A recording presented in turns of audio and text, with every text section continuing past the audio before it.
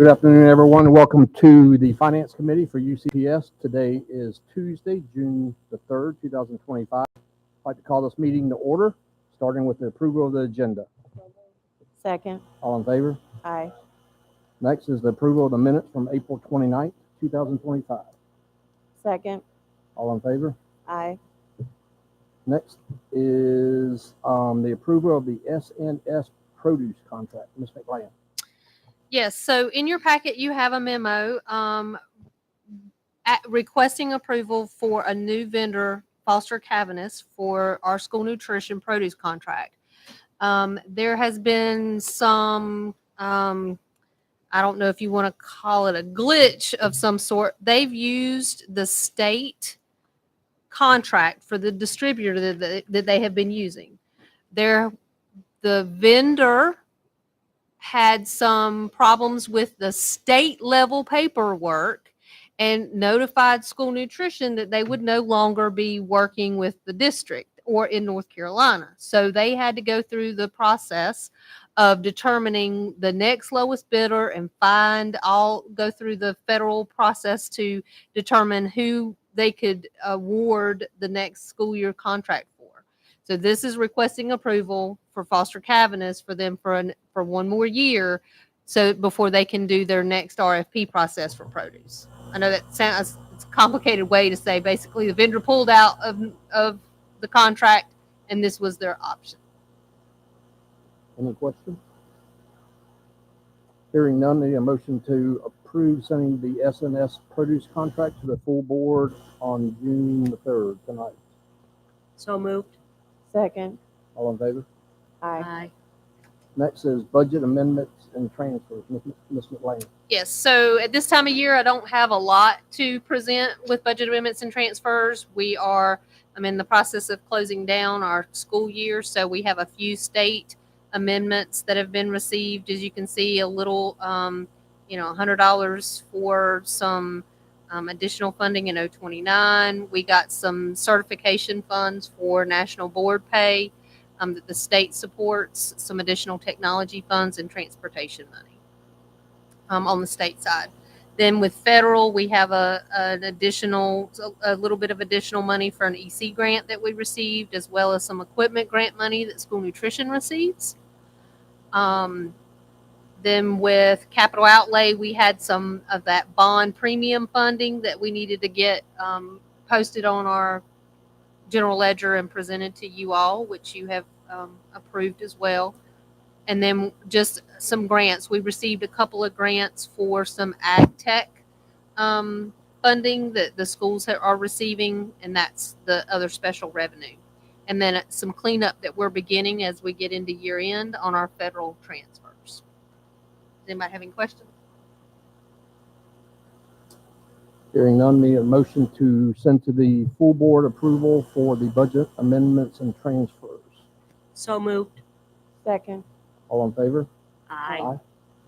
Last up is interim budget resolution. Ms. McLean. So at this point in the school year, I normally bring you all something so that we can operate when July 1 rolls around. As you know, at this time, we do not have a state budget, nor do we have an approved local budget. So this gives us the ability to operate based on our current year 24-25 budget appropriations.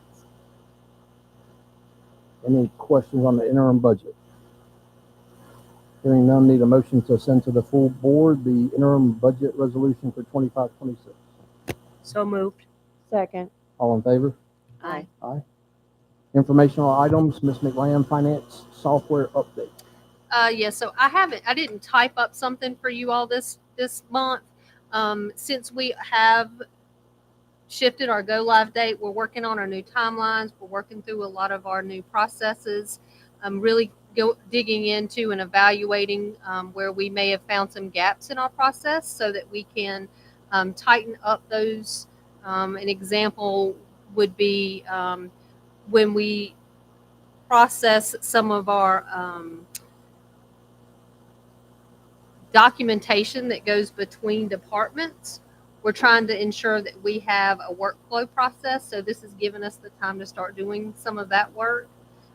So once we get into July, we're going to be full on, and I will have you all a more of a timeline that I can share. But at this point in June, since we pushed our go live, we're at a point where we're still reviewing our process. So I will have a more detailed timeline to share with you all when we come into July.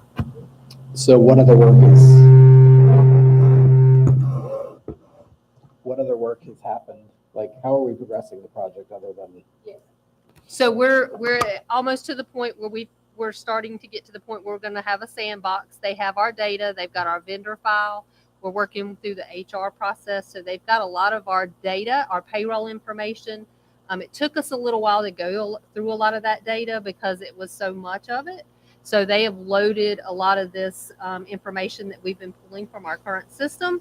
And we're in the process of now vetting what they've loaded so that we can ensure that it's accurate, so they can open up that sandbox for us to start running some parallel. So that's a huge step. That was our big, that was the hurdle we couldn't get over, was the migration piece, right? It is. So So it's progressing well. yes. And and there's going to be some additional work I think that we need to do to get all of that data verified and over the hump. So when we get in July, we'll really be able to start working in the system. Okay, great. Thanks. Next up is state budget update, Ms. McLean. So I did want to share a little bit. I mean, really, I don't have a lot to share with the state budget and the House budget. There are some differences. There are some, they're still working through that process.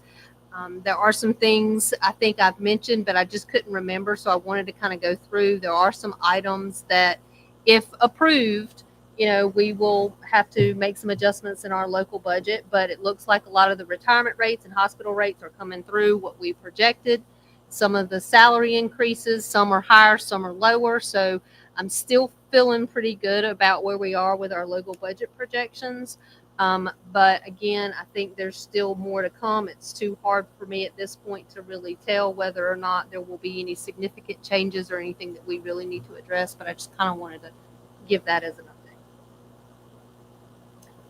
There is some legislation.